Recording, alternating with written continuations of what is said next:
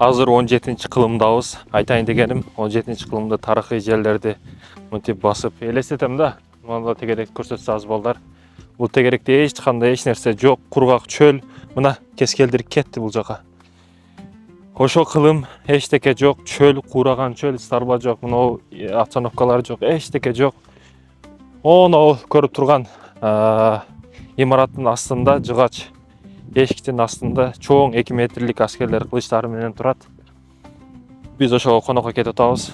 Тияктан бир 100 метрден ары жакта бир чабан аты менен элчи чабып келип атат. Эми эски забор, мына эски дубалдар оңдолгон да, реставрация болгон, бирок ошо эски учурларды элестетип, азыр тарыхый жерлерди басып мекендешим. Ошо учурларга кадимкидей киремин да, историяга өтө кызыгам. Да, тарыхта анык мындай болгон деп бирдекени айта албайсың. Себеби ал учурда жашаш керек да.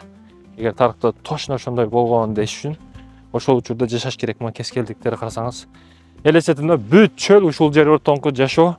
Ичиге кирсең, узун кийинген сакалчан аксакалдар, өзгөчө бир адамдар, нур жүздүү адамдар. Да, үйлөр ылайдан, бирок жан дүйнөлөр алтындан болгон өзгөчө жерлер да.